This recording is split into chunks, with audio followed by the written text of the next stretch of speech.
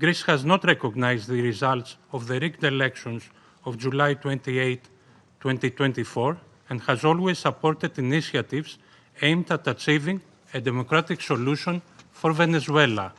We stand firmly with the people of Venezuela in their pursuit of a democratic future, and we express the hope that the recent events will lead to this effect. The voices of all Venezuelans need to be heard, and they deserve governance that reflects their will through peaceful and inclusive processes. In this spirit, we will continue to support efforts aimed at achieving a peaceful, negotiated transition that ensures the will of all Venezuelans is fully respected. Greece stands ready to support all regional and international efforts aimed at the peaceful resolution of the crisis in line with the Charter of the United Nations and international law. I thank you. I thank the representative of Greece for this statement and now give the floor to the representative of Bolivarian Republic of Venezuela. Muchas gracias. Thank you very much, Mr. President. Before coming to the substance of our statement today, I think we need to make an institutional clarification. We note with concern that an attempt is being made to present to the Security Council a supposed representative of civil society, a person whose public career trajectory bears the hallmarks of sustained funding from foreign governments and transnational corporations. This has been the case for years, as well as participation in processes of political destabilization and the promotion of institutional breakdown in her own country. The instrumental use of this person to legitimize narratives of confrontation, justify the use of force, or minimize violations of international law does not contribute in any way to the purposes of this Council or to the strengthening of multilateralism. On the contrary, it erodes the credibility of the debates and distorts the Security Council's mandate entrusted with the maintenance of international peace and security. Mr. President, on January 3rd, 2026 is a date of profound historical significance, not only for Venezuela, but for the international system as a whole. On that day, the Bolivarian Republic of Venezuela was the target of an illegitimate armed attack lacking any legal justification by the government of the United States of America, which included bombing of our territory, the loss of civilian and military lives, the destruction of civilian infrastructure, essential infrastructure, and the kidnapping of the constitutional president of the Republic, Nicolás Maduro Moras, and the First Lady Cilia Flores. Venezuela comes before this Council today with a deep conviction that international peace can only be sustained if international law is respected without exception, without double standards, and without selective interpretations. The events of January 3rd constitute a flagrant violation of the UN Charter perpetrated by the US government, in particular the violation of the principle of sovereign equality of states, of the absolute prohibition of the use or threat of use of force against the territorial integrity or political independence of any state, as enshrined in Article 2, Paragraph 4. And a violation of the duty to settle disputes by peaceful means. Similarly, these acts also seriously violate the Geneva Conventions and its protocols, as indiscriminate attacks were carried out against the civilian population and assets. International human rights law has also been violated, particularly the right to life, personal integrity, and security. Of particular seriousness is the kidnapping of the President of the Republic by the government of the United States of America, which constitutes a direct violation of an essential norm of the international legal order, namely the personal immunity of heads of state in office. This immunity is not an individual privilege. It is an institutional guarantee that protects the sovereignty of states and the stability of the international system. Its disregard not only affects Venezuela, but also sets an extremely dangerous precedent for all states represented in this chamber, regardless of their size, power, or alliances. Mr. President, General Assembly Resolution 3314 of the clearly defines as an act of aggression the bombing of the territory of one state by the armed forces of another state, as well as the invasion or occupation, even without formal annexation. The events we are denouncing here unequivocally fit this definition. In 2004, the International Court of Justice affirmed that occupation exists when a state exercises effective control, even without formal annexation or the continuous presence of troops. Security Council Resolution 242, for its part, emphasizes that the acquisition of territory by force is inadmissible, while General Assembly Resolution 2625 establishes that the territory of a state shall not be subject to military occupation as a result of the use of force in contravention of the UN Charter. Allowing such acts to go without an effective answer would amount to normalizing the replacement of law by might, while eroding the very foundations of the collective security system. Today, it is not only Venezuela's sovereignty that is at stake, the credibility of international law, the authority of this organization, and the validity of the principle that no state can set itself up as a judge, party, and executor of the world order are also at stake. Mr. President, we cannot ignore a central element of this U.S. aggression. Venezuela is the victim of these attacks because of its natural resources. Our country's oil, energy, strategic resources, and geopolitical position have historically been factors of greed and external pressure.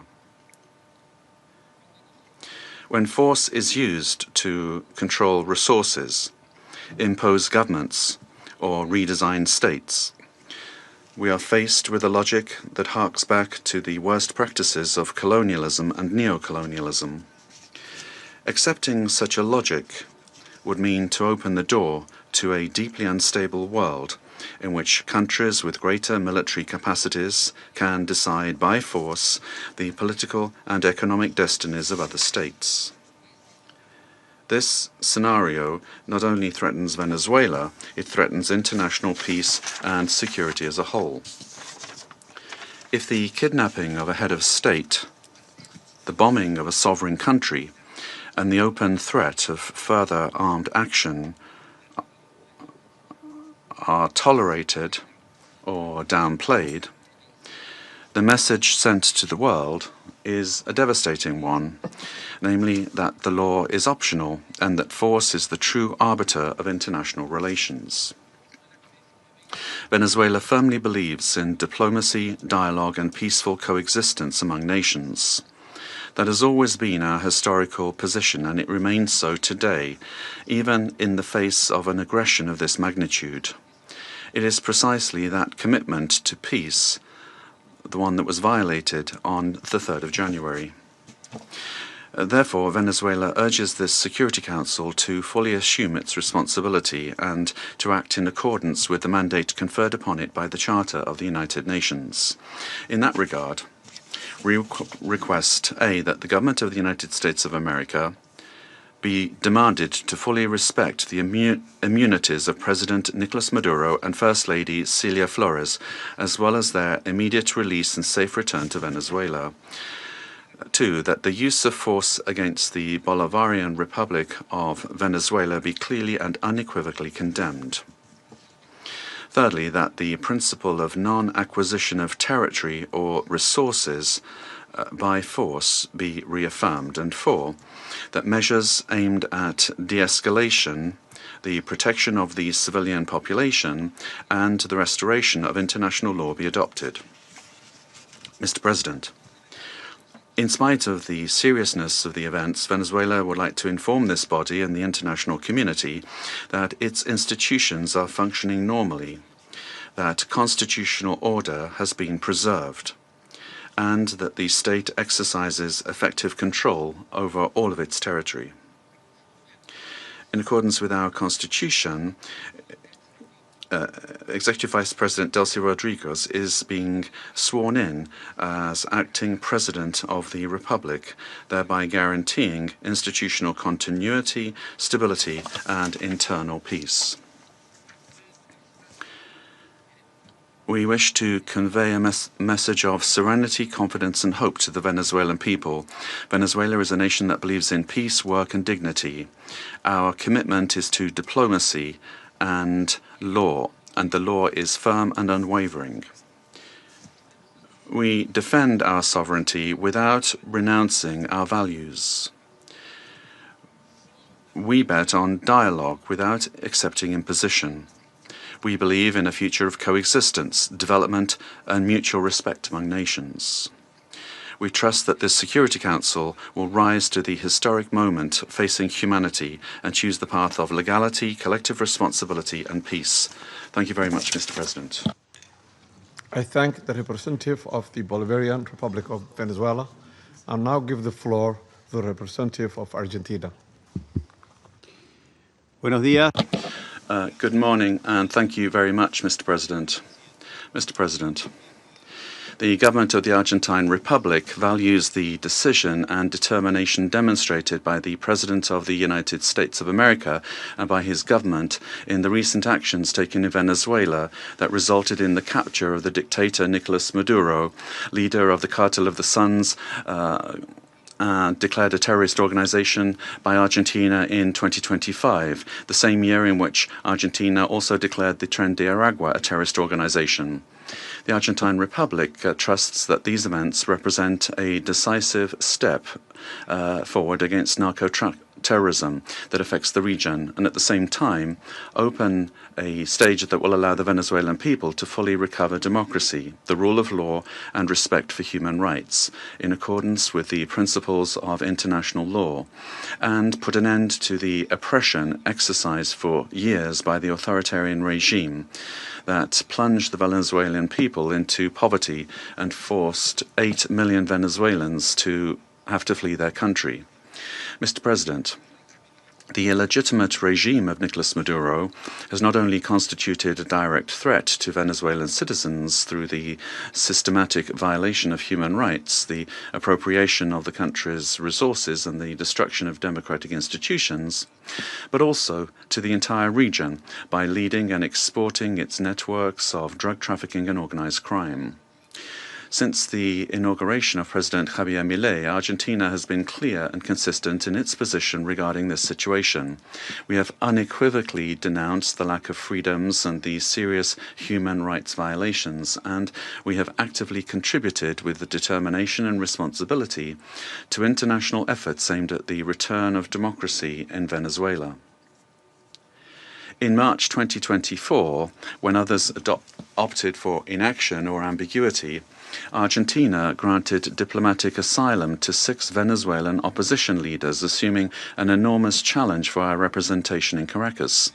Subsequently, after denouncing the fraudulent nature of the result announced in the 28 July 2024 elections and recognizing Edmundo González Urrutia as president-elect, Argentina was expelled from Venezuela. Our embassy, where the asylum seekers remained, was subject to a permanent siege. Despite these pressures, the Argentine Republic maintained its unwavering conviction to continue denouncing the situation in Venezuela and to act in every available international forum so that Venezuela could once again embrace freedom and democracy. Mr. President, this is not the first time that Argentina has addressed this Security Council regarding the situation in Venezuela. On the 23rd of December last, we expressed our deep concern over institutional and humanitarian deteriorating situation, noting the effects of the illegitimate regime of Nicolás Maduro transcended the domestic sphere and negatively affected regional stability, constituting a concrete threat to hemispheric security. In the same vein, President Milei stated at the Mercosur summit that Argentina welcomed the pressure from the United States aimed at freeing the Venezuelan people. Today, the international community faces a new scenario that poses a dual challenge: to support a genuine democratic transition in Venezuela and to contribute to the lasting restoration of peace and security in our region. Faced with both challenges, the Argentine Republic stands ready and willing to cooperate. We reaffirm our firm commitment to the full restoration of institutional normalcy and the rule of law in Venezuela, always safeguarding the freedom, human dignity, and prosperity of the brotherly Venezuelan people, as well as our determination to continue fighting against the scourge of narco-terrorism and those who contribute to its financing. The process that begins today requires the firm and coordinated commitment of all those countries that have accompanied the Venezuelan people in their long struggle, so that Venezuela can leave behind more than 2 decades of political, humanitarian, and social crisis, and can finally be reunited with freedom, democracy, respect for human rights, and economic prosperity. Mr. President, finally, the Argentine Republic requests that the authorities responsible for administering the transition in Venezuela contribute to the immediate release of the Argentine citizen Nahuel Gallo, who has been in a situation of enforced disappearance since the 8th of December 2024, in clear violation of his human rights, and that his prompt and safe return to our country be guaranteed. Thank you. I thank the representative of Argentina and now give the floor to the representative of Chile. Gracias. Thank you, Mr. President. Chile would like to thank Somalia for convening this informational briefing under the item Threats to International Peace and Security. We'd also like to thank Madam Rosemary DiCarlo, USG for Political and Peacebuilding Affairs, as well as the briefings from Mr. Jeffrey Sachs and Ms. Mercedes de Freitas. President, Chile would like to express our deep concern and firm condemnation of the unilateral military action taken by the United States in the territory of the Bolivarian Republic of Venezuela. We also reiterate consistently our firm commitment to respect for international law, sovereignty and territorial integrity of states, and the peaceful settlement of disputes, the prohibition of the threat or the use of the threat of force, and full respect for human rights. These affirmations are accepted by the majority, and they must maintain their importance in order to preserve international peace and security. We said this on the 23rd of December when we took the floor, and we reiterate this today. Chile does not recognize the Maduro regime, but serious violations of human rights being faced by Venezuela do not have a military solution. They can only be addressed through peaceful, gradual, and inclusive measures that will take into account the legitimate aspirations of the Venezuelan people. Respect for international law does not allow for exceptions, including when it comes to addressing the illegitimacy of a president. Problems must always be solved within the normative framework that we have provided for ourselves as nations. The future of Venezuela must include free elections, citizen participation, and international assistance, and not with actions that could create dangerous precedents or escalate tensions in the region with serious consequences for the population. Chile, as a witness of history and based on our own experience with the loss of democracy, where there was foreign interference that caused extreme damage and pain for the Chilean people, we were able to recover our democracy through a transitional process that was carried out with the assistance of the international community, the strength of organized citizens, and through our institutions. Mr. President, Chile would like also to underscore the urgent need to continue with coordinated efforts multilaterally to address transnational organized crime. And we're also convinced that Latin America and the Caribbean must continue to be a zone of peace, because that zone of peace not only serves Latin America and the Caribbean, but the entire world. an armed conflict will have devastating humanitarian consequences in Venezuela and in the region. It will worsen the suffering of the civilian population and worsen even further the displacement, insecurity and vulnerability aspects of the situation. We reiterate that any differences must be dealt with exclusively through peaceful means in strict respect for international law, the sovereignty of states, and the prohibition of the use or the threat of the use of force. As was recently indicated by the heads of state of Brazil, Chile, Mexico, Uruguay, and Spain, we express our concern with regard to any attempt to control government administration or foreign ownership of strategic assets. This would be against international law and would threaten the political, economic, and social stability of the region. Mr. President, given this complex scenario, Chile welcomes the role that could be played by multilateral fora. And here, particularly, we would refer to the role of the United Nations, and particularly the role that could be played by the Secretary General and by this Council, with the consent of the parties involved to contribute to de-escalating the situation and searching for an understanding that would favor a peaceful and lasting exit to the crisis.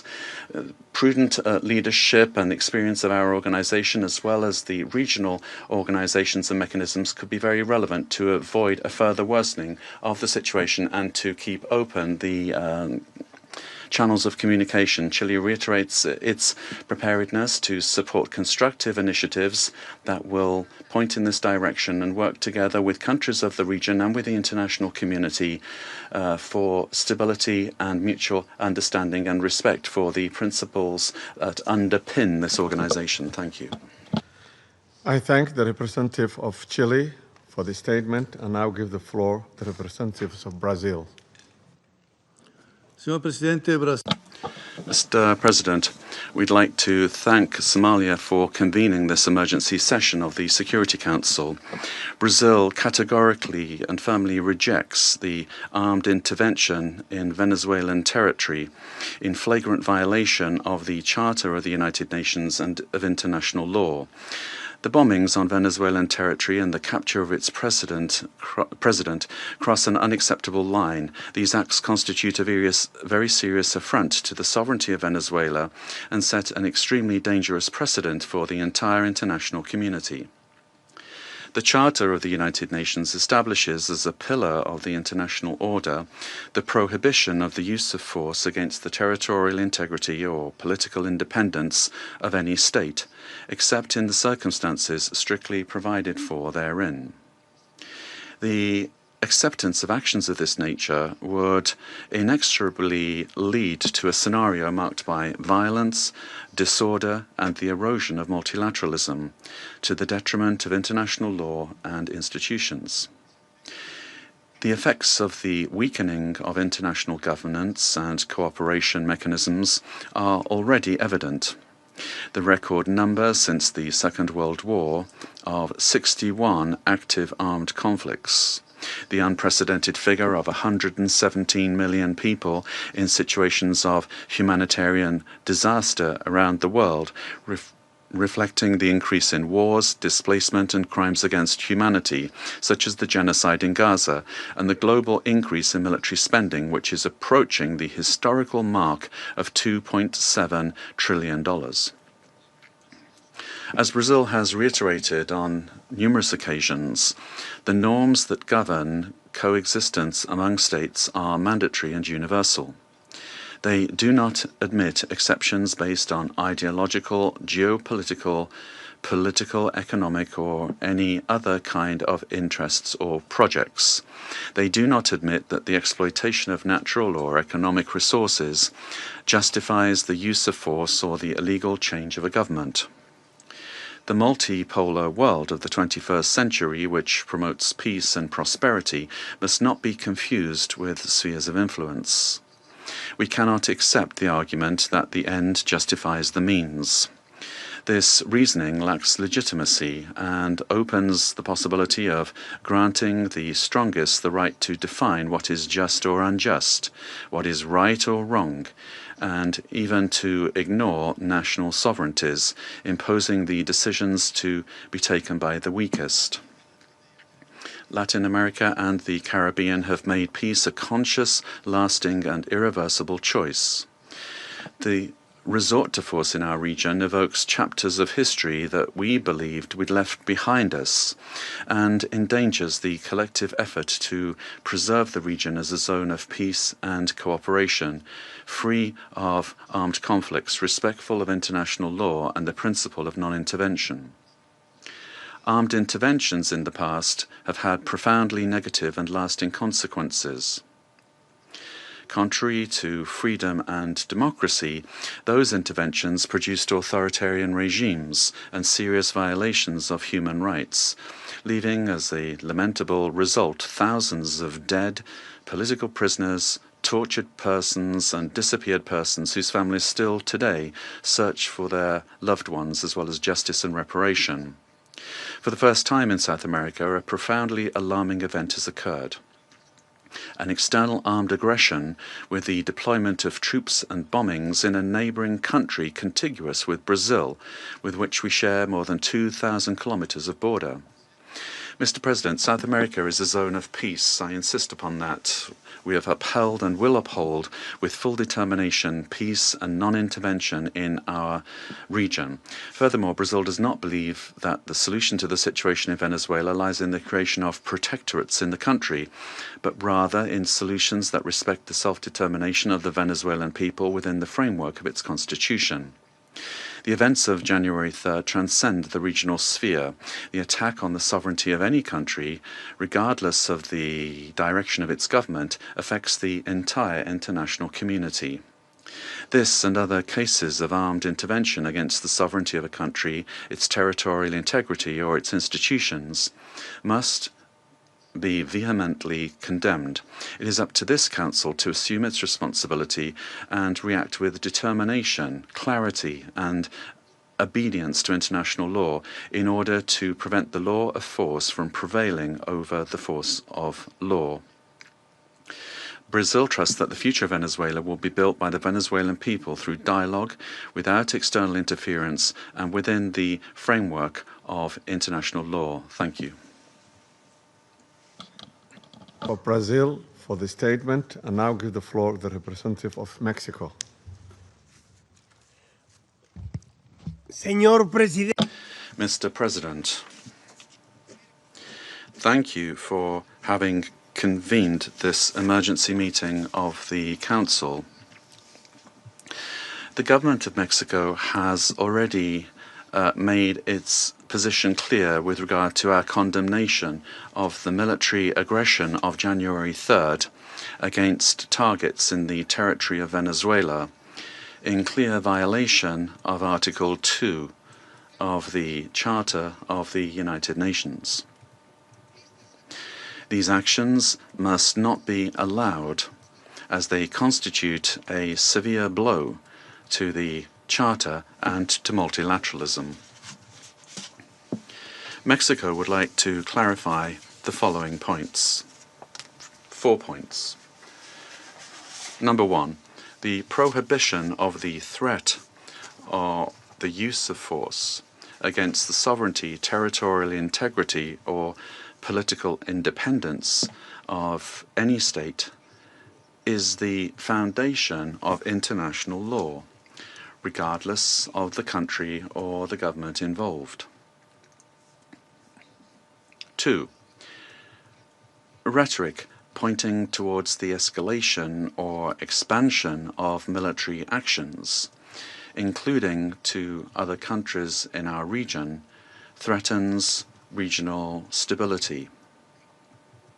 3, the Security Council has the responsibility and, above all, it has the obligation to act decisively and without double standards in the face of serious violations of the Charter, and to restore international peace and security in strict adherence to the provisions of Article 24 and observing Article 27.3.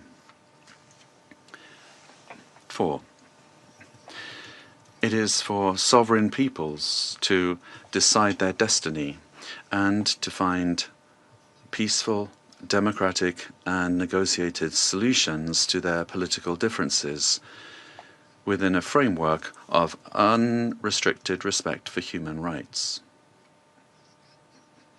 Regime change by external actors and the application of extraterritorial measures are not only acts contrary to international law, but historically, all they've done is exacerbate conflicts and weakened the social and political fabric of nations.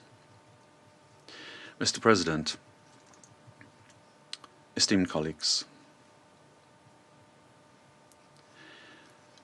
despite the political differences among our governments, Latin America and the Caribbean has been forged as a zone of peace. Collectively, we have, for decades now, resorted to the available political and legal mechanisms available in order to peacefully settle disputes. The current violation of this fragile balance gravely endangers the political stability and the security of the region, as well as the well-being of our peoples. Those who justify these acts deny the independent history of Latin America and the Caribbean. Mexico, firm in its constitutional principles of foreign policy and its pacifist calling, emphatically reiterates that dialogue and negotiation are the only legitimate and effective ways to resolve existing differences. I reiterate the call of the President of Mexico for the UN to do more to resolve this and other conflicts, including through the good offices of its Secretary General. In view of the events of January 3rd, Mexico reaffirms its willingness to support any effort at facilitating dialogue, mediation, or providing assistance that promotes peace in the region. Finally, we cannot overlook the fact that this session of the Council has been held only now, when what we face is a serious situation that puts international peace and security at risk. Thank you. I thank the representative of Mexico for his statement and now give the floor to the representative of Paraguay. Gracias, señor presidente. Thank you, Mr. President. The delegation of Paraguay would like to thank the Presidency and the members of the Council for the opportunity to take the floor at this very important session. Paraguay has already pointed out the situation with regard to Venezuela under President Maduro and the Cartel de los Soles and the criminal organization that was formally declared as such by our national authorities, and his continued presence was a threat to the region. The exit of the leader of that terrorist organization should immediately lead to the restoration of democracy and to the rule of law in Venezuela, making it possible for the popular will expressed at the ballot box will be the foundation for reconstruction in Venezuela. We would also urgently call for the release of all political prisoners that are still in the prisons of that country, and we reiterate that a return to democratic institutions in Venezuela and the possibility for the legitimately elected authorities to resume their functions are fundamental steps for for stability in the region. And finally, Paraguay reaffirms our historic commitment to the peaceful settlement of disputes, and we would observe the current events in Venezuela, and we would urge democratic means to be given priority for an ordered transition. Our commitment will continue to be to the democratic principles of the rule of law and peace in society. Thank you very much, Mr. President. I thank the representative of Paraguay for his statement, and now give the floor to the representative of Cuba. Gracias, señor presidente. Thank you, Mr. President. Mr. President, Cuba aligns itself with the statement to be delivered by Eritrea on behalf of the group of friends of the United Nations and Uganda on behalf of the non-aligned movement. Since September of last year, Cuba has been denouncing the hegemonic and criminal plans of the United States and its aggressive projection against Venezuela and the region. We have clearly been exposed to the serious and unpredictable consequences of the irresponsible conduct of the U.S. government for the political, social, and economic stability of Latin America and the Caribbean, and more generally, for international peace and stability. On the 23rd of December, in this very body, we set out the sequence and escalation of actions carried out by the United States with the aim of overthrowing by force the legitimate and constitutional government of Venezuela and destroying the civic military union. The United States resorted to various maneuvers to materialize its plans for domination, including vile extrajudicial executions and acts of piracy, maritime terrorism against oil tankers and their crews in international waters of the Caribbean Sea, as well as the imposition of an illegal naval blockade against Venezuela and the politically motivated designation of its legitimate government as a foreign terrorist organization. Previously, it had subjected that country to prolonged unilateral coercive measures, economic asphyxiation, smear campaigns, and attacks against some of its important institutions, exposing it to a cruel psychological war. With absolute disrespect for the Charter of the United Nations and international law, including relevant resolutions adopted by this Council and by the General Assembly, on January the 3rd, United States military forces attacked Venezuela with total brutality and treachery, and in an unacceptable and barbaric act kidnapped its legitimate president, Nicolás Maduro, and his companion, Celia Flores. Cuba condemns in the strongest terms the military aggression of the United States against Venezuela, while categorically reiterating its absolute support and solidarity with the Venezuelan people, and joins the demand that the government of the United States release the constitutional president, Nicolás Maduro Moros, and his companion, Celia Flores. In the criminal attack perpetrated by the United States, 32 Cubans lost their lives in combat actions. They were carrying out missions on behalf of the Revolutionary Armed Forces and the Ministry of the Interior at the request of counterpart bodies of that country. Our compatriots honorably fulfilled their duty and fell after fierce resistance in direct combat against the attackers or as a result of the bombings of the facilities. Through their heroic actions, they upheld the solidarity sentiments of millions of our compatriots. Mr. President, the cowardly U.S. aggression against Venezuela is a criminal act in violation of international law and the UN Charter. It constitutes a dangerous escalation of the sustained war campaign waged for years by the United States against that sister nation, which intensified since September 2025 with the aggressive naval deployment in the Caribbean Sea under mendacious pretexts and unfounded accusations without any evidence whatsoever. The U.S. military attack against Venezuela has no justification whatsoever. It does not respond to any provocation, nor does it possess legitimacy. It is based on the aberrant doctrine of peace through force and undermines the stability and peace that have characterized our Latin American and Caribbean region for years. It seeks to promote a change in the constitutional order of the Bolivarian Republic of Venezuela, freely chosen by its people, Its ultimate objective is not the false narrative of combating drug trafficking, but control over Venezuela's land and natural resources, as has been openly and shamelessly declared by President Trump and his Secretary of State. This is an imperialist and fascist aggression with objectives of domination that seeks to revive the US hegemonic ambitions over our America, anchored in the outdated Monroe Doctrine. It also seeks to intimidate and subjugate the governments of Latin America and the Caribbean. Cuba calls for an urgent reaction from the international community against this criminal attack on Venezuela, a peaceful nation that has not attacked the United States or any other country.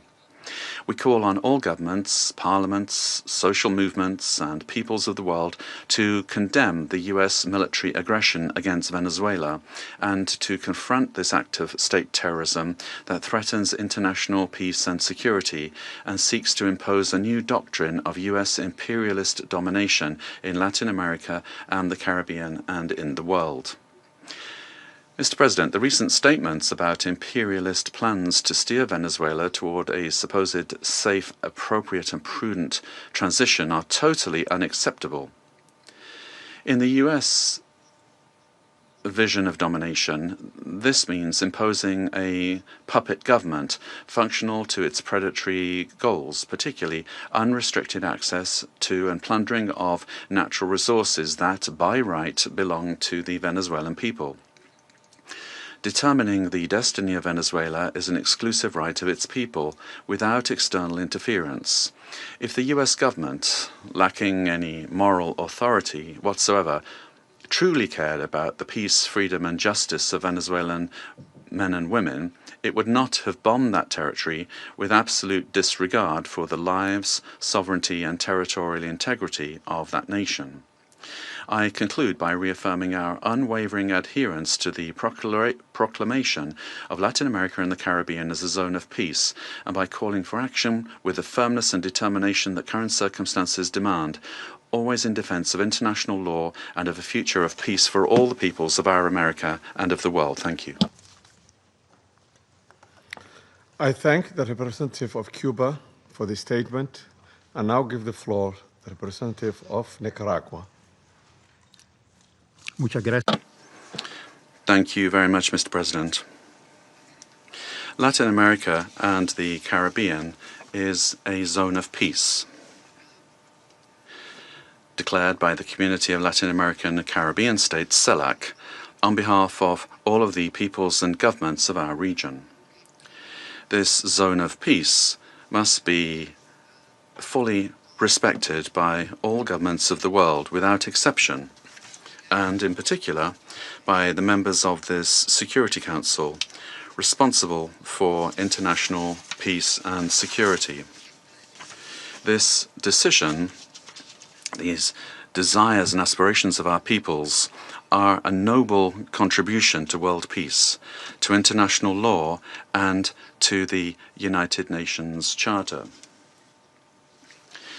Mr. President, Nicaragua supports what was expressed by the interim president of Venezuela, Delcy Rodriguez, calling for the immediate release of the constitutional and legitimate president of Venezuela, Nicolás Maduro Moros, and the first fighter of the country, Celia Flores.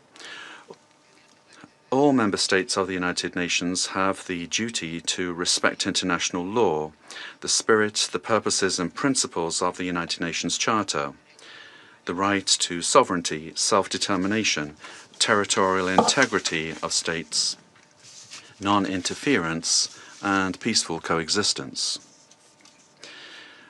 The Venezuelan people are a dignified people, the people of Bolivar, of Chavez, and of Maduro, and they have never bowed the knee. They defend their right to sovereignty and their right to peace. Nicaragua will always stand with Venezuela. Peace has been deeply damaged, and the human family, the community of nations, the peoples of the world. We urge all of you to respect the dignity of all peoples. Thank you. I thank the representative of Nicaragua for the statement and now give the floor to the representative of Trinidad and Tobago. Thank you, Mr. President. The delegation of Trinidad and Tobago thanks the Security Council for convening this urgent meeting following the recent developments in the Bolivarian Republic of Venezuela. My delegation addresses this council today as a Caribbean nation, a neighbor of Venezuela, and a long-standing advocate for peaceful coexistence and the rule of law. The government of Trinidad and Tobago has taken note of the military operations undertaken by the United States in Venezuela. We remain committed to cooperative efforts led by the United States to disrupt and dismantle networks that enable transnational crime across the Americas, whose activities have had debilitating effects on the security and stability of the region. Trinidad and Tobago remains steadfast in its support of the United States of America's initiatives that strengthen regional security, reinforce the rule of law, and safeguard the well-being of our societies, the Americas. The government of Trinidad and Tobago, while valuing its long-standing and robust partnership with the United States, remains equally committed to maintaining a constructive and respectful relationship with the Bolivarian Republic of Venezuela and continues to uphold peaceful relations with the people of Venezuela. The delegation of Trinidad and Tobago wishes to underscore its long-standing relationship with both the United States and Venezuela and stands ready to work collaboratively with all partners who share the aspiration of a safer, more prosperous and stable hemisphere. Mr. President, I thank you. I thank the representative of Trinidad and Tobago and now give the floor to the representative of Spain.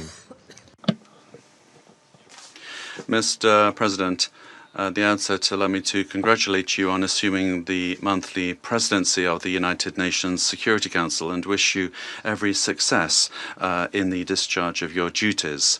I thank you for convening this important meeting, and I also extend my thanks to the Under-Secretary General and Head of Political and Peacebuilding Affairs of the United Nations, Madam Rosemary DiCarlo. Thank her for the information provided today. Spain would like to express our profound concern about what's happened in Venezuela. And as the Secretary General of the United Nations has noted, it constitutes a very worrying precedent with implications for the region and for the world. Respect for the principles of the Charter of the United Nations, particularly the sovereignty and territorial integrity of states and the prohibition of the use or the threat of use of force, is indispensable to ensure international coexistence. Spain defends the validity of an international order that is rules-based, where it is imperative, as set out in Article 2.3 of the Charter, to pursue the peaceful settlement of disputes. We consider that these actions constitute a very troubling precedent for regional peace and security, and we recall that the natural resources of a country are part of its sovereignty. We share the view that the fight against organized crime in the region is a priority, but that fight can only be waged through international cooperation. We also share the view that it is a priority to defend human rights and fundamental freedoms in Venezuela. Spain seeks to work for peace, stability, democracy, progress, and social justice, and that cannot be imposed by force. It can only come through broad dialogue among Venezuelans, leading to a peaceful and democratic Venezuelan solution. It must be the voice of the Venezuelan people that determines the destiny of Venezuela. Spain did not recognize the results of the most recent elections held in Venezuela in July 2024 and has been unequivocal in condemning any violations and threats to human rights. We have provided protection to opposition leaders who have been persecuted and have expressed firm rejection of any undemocratic conduct and abuses against the citizenry, but such condemnation can only be exercised with full respect for international law. Spain will work to unite Venezuelans, men and women, and is committed to dialogue and peace because force never brings more democracy. Thank you, Mr. President. I thank the representative of Spain, and I now give the floor to the representative of South Africa. Thank you, Mr. President. We wish to congratulate the Federal Republic of Somalia for assuming the rotating presidency of the United Nations Security Council for the month of January, and wish you and your delegation all the best in the execution of your responsibilities. We also wish to thank you for convening this debate and affording all UN member states to participate because the situation in Venezuela concerns all UN member states, given its implications for the credibility of the UN Charter and international law. Mr. President, integral to the maintenance of international peace and security since the establishment of the United Nations is the understanding that no nation can claim to be legally or morally superior to another. We are all nations born out of different histories and contexts, ascribing to the common values and principles enshrined in the Charter of the United Nations. Chief amongst these principles is the sovereign equality of all its members. By signing the Charter, we have all committed to settle our international disputes by peaceful means in such a manner that international peace, security, and justice are not endangered. We have also committed to refrain in our foreign relations from the threat or use of force against the territorial integrity or political independence of any state, or in any other manner inconsistent with the purposes and principles of the United Nations. The International Court of Justice has also previously affirmed that international law prohibits the use of force and intervention in another state's affairs. Due to the shortcomings of its predecessor, the League of Nations, the UN was created to prevent countries from resorting to conflict, to settle disputes and prohibit the use of force unless it is done in a legally prescribed manner. In doing so, the UN has played a pivotal role in ensuring peaceful existence amongst nations, including in ending the colonial subjugation by powerful countries over others, underpinned by respect for the equal rights of nations, large and small, and respect for the principle of equal rights and self-determination of peoples. Joining the organization and committing to its principles afforded protection to many of us with the supposed assurance that no longer would one nation be seen as inferior to another. Unfortunately, when countries ignore the Charter and act contrary to its central premise, it undermines the credibility of the entire system in which we all undertake our international relations. The stability of the international system depends not only on the respect but on the consistent application of these established legal norms. We all benefit from a rules-based international order based on international law. When we break those norms, we invite anarchy and an environment where might makes right, ignoring the complexity of interrelations and interdependence in our modern world. Mr. President, the unilateral military strikes carried out by the United States of America against Venezuela and the abduction of President Nicolás Maduro and his spouse from Venezuelan territory for transfer to the United States wantonly violates the sovereignty and territorial integrity and independence of Venezuela. These actions are also in stark contrast to our established legal norms, reinforcing the belief that might is right and undermining diplomacy. History has repeatedly demonstrated that military invasions against sovereign states yield only instability and deepen crises. Unlawful unilateral force of this nature undermines the stability of the international order and the principle of equality among nations. Such use of force also undermines the institutional infrastructure established to regulate relations among nations.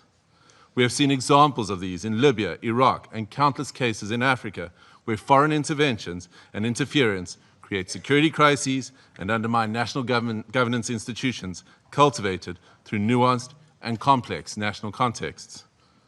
South Africa stresses that allegations of internal governance challenges, human rights concerns, or acts of criminality by a head of state cannot justify a breach of the Charter's prohibition on the use of force, particularly Article 2.4 of the Charter. The peaceful resolution of disputes and internal matters must proceed in accordance with international law and through multilateral mechanisms. Additionally, under international law, a state has exclusive jurisdiction over persons and conduct within its own territory. Any enforcement of domestic law, including arrest by one state within the territory of another state without the state's consent, is an unlawful violation of sovereignty. There are recourse mechanisms at the disposal of states to implement international law. This includes taking action by bringing a case before the International Court of Justice or seeking action from the Security Council. We note the statement issued by a group of concerned countries, mainly those in the Latin American region, most affected by the developments in Venezuela, which reiterates that the situation in Venezuela must be resolved exclusively through peaceful means, through dialogue, negotiation, and respect for the will of the Venezuelan people in all its expressions, without external interference and in accordance with international law. Mr. President, each one of our countries, including our peoples, that are members of this organization and that are bound to its charters, have the right to determine our own democratic and political path. This inherent charter-given right to self-determination cannot and should not be abrogated. If we do not stand up for the sovereign rights of any nations or states when they are undermined and wantonly violated, then which one of us are safe or are guaranteed protection by the principles of the Charter and international law? Failure to act decisively against such violations is a tantamount to inviting anarchy and normalizing the use of force and military might as the main form of discourse in international politics. This would be a regression into a world preceding the United Nations, a world that gave us two brutal world wars, and an international system prone to severe structural instability and lawlessness. We cannot afford to proceed into a complex future without the stability and protection afforded by international law. I thank you. I thank the representative of South Africa for his statement, and I now give the floor to the representative of Eritrea. Thank you, Mr. President. Allow me at the onset to congratulate Your Excellency and the government of the Federal Republic of Somalia on assuming the presidency of the Security Council for the month of January. We also extend our congratulations to Bahrain, Colombia, the Democratic Republic of Congo, Liberia, and Latvia on their election to the Security Council. As this is the first Security Council meeting of the year, allow me to pay tribute to the outgoing members, Algeria, Guyana, the Republic of Korea, Sierra Leone, and Slovenia, for their dedicated service and diligent work throughout their tenure of the Council. I read this statement on behalf of the Group of Friends in Defense of the United Nations Charter. The Group of Friends in Defense of the Charter of the United Nations condemns the most unequivocal and categoric manner the act of aggression perpetrated on 3rd January 2026 against the Bolivarian Republic of Venezuela by special forces of the United States of America, which included armed attacks against civilian and military objects in the capital city of Caracas, as well as in various other cities of the Venezuelan territory, and the illegal abduction of the President and First Lady of the Bolivarian Republic of Venezuela, His Excellency Mr. Nicolás Maduro Moros, and Her Excellency Mrs. Celia Flores de Maduro. The member states of the Group of Friends in Defense of the Charter of the United Nations expressed their serious concern at the impact of these series of armed attacks, particularly on civilians and their human rights to life, which have included military assaults with U.S. Special Forces, while emphasizing that such acts constitute a clear breach of international law and of each and every principle governing international relations, including those foreseen in the Charter of the United Nations. The Group of Friends of the Charter of the United Nations reiterates its firm support to the constitutional government of the Bolivarian Republic of Venezuela under the leadership of President Nicolás Maduro Moros, and emphasize the importance of ensuring strict respect for the inviolability of the immunities accorded to heads of states and government under international law while renewing its unwavering solidarity with the Venezuelan people in their ongoing struggle for defending their homeland, including through the actions it may take within the framework of international law to exercise its inalienable right to self-defense. The member states of the Group of Friends in Defense of the Charter of the United Nations demand for the immediate cessation of all hostilities against the Bolivarian Republic of Venezuela, for the full respect for the sovereignty, territorial integrity, political independence, and inalienable right to self-determination of the Bolivarian Republic of Venezuela, for the immediate return of President Nicolás Maduro and First Lady Celia Flores de Maduro to the Venezuelan national territory, and for those responsible for these acts of aggression to be held accountable. The Group of Friends of the Charter of the United Nations firmly reject the remarks delivered by the President of the United States of America during the afternoon of 3rd January 2026, in which he not only threatened with additional airstrikes against the Venezuelan territory, but also claimed to resolve to occupy and govern the Bolivarian Republic of Venezuela, and to exploit the natural resources and administer the wealth of that sisterly nation in what can only be described as the confession of a clear plan of annexation that foresees, among others, the complete obliteration of the inalienable rights of the Venezuelan people, as well as the fundamental rights of the Venezuelan state as a whole. The member states of the Group of Friends of the Defense of the Charter of the United Nations call on all relevant international bodies, including the Security Council and the General Assembly of the United Nations, to swiftly mobilize in order to uphold the purposes and principles enshrined in the Charter of the United Nations, and to urgently take appropriate measures to avoid further escalation of the situation on the ground, particularly additional acts of aggression against the sovereignty and territorial integrity of the Bolivarian Republic of Venezuela, and preserve both regional and international peace and security. I thank you. I thank the representative of Eritrea for her statement, and I now give the floor to the representative of Islamic Republic of Iran. Thank you. In the name of God, the compassionate and merciful, thank you, Mr. President, for convening this emergency and important meeting. We acknowledge the presence of the Undersecretary General Misticolo at this meeting and extend our appreciation to Professor Jeffrey Sachs for his informative and insightful briefing. At the outset, I would like to extend my warm congratulations to Somalia on its assumption of the presidency of the Security Council for this month. I also wish to warmly congratulate the newly elected members of the Council, Bahrain, Colombia, Republic of Congo, Latvia, and Liberia on their election. Mr. President, the Islamic Republic of Iran would like to associate itself with the statement delivered by Eritrea on behalf of the Group of Friends in Defense of the Charter of the United Nations, and wishes to make the following remarks in its national capacity. First, the Islamic Republic of Iran condemns in the strongest possible terms the military attack carried out by the United States of America against the Bolivarian Republic of Venezuela. This illegal act constitutes a state terrorism, a manifest violation of Charter of the United Nations, particularly Article 2, Section 4 and Section 7, and peremptory norms of the international law, and amounts to an internationally wrongful act and a full-fledged act of aggression. Such military aggression against an independent member state of the United Nations establishes a serious breach of regional and international peace and security, with far-reaching consequences for the international system as a whole.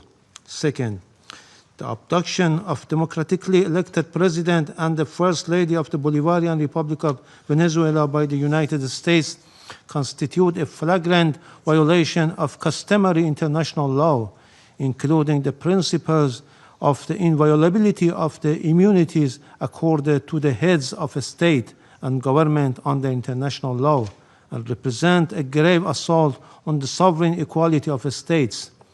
The Islamic Republic of Iran recalls Venezuela's inherent right to self-defense and underscored the legal responsibility of the United Nations, in particular the Security Council, to take immediate measures to halt this unlawful aggression and to ensure accountability for all those responsible. Iran also affirms its full support for the people and legitimates the elected government of the Bolivarian Republic of Venezuela. Third, the United States is openly seeking to substitute its domestic law for international law and the Charter of the United Nations. This represents a serious warning to the international community and to all member states. Such unlawful conduct strikes at the very foundations of the Charter-based international legal order and establishes a dangerous precedent that must be categorically and unequivocally rejected. The so-called declared U.S. policy of peace through strength prescribed the law of the jungle and the rule of force instead of rule of law, and if tolerated and normalized, would render the collective security system established by the Charter ineffective and devoid of purpose. Fourth, the continued inaction and paralysis of the Security Council in the face of the explicit threat and act of aggression by the United States have fostered a dangerous climate of impunity. It has emboldened the United States to persist in unlawful conduct that poses a grave threat to regional and international peace and security. In recent days, the President of the United States had repeatedly issued public threat of the use of force against the Islamic Republic of Iran in manifest violation of Article 2 of the Charter of the United Nations.